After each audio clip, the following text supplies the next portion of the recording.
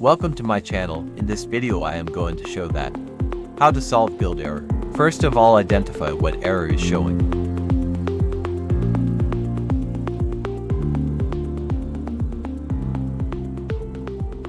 This is the error I am getting.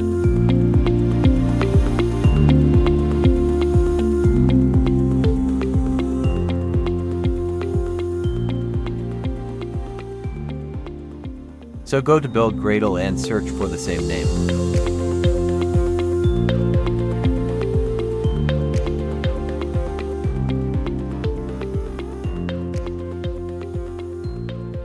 Here is the name, so change the corouteam to Coffee's one team.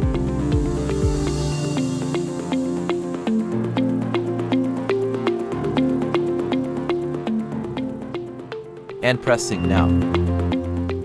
And now try to rebuild the app.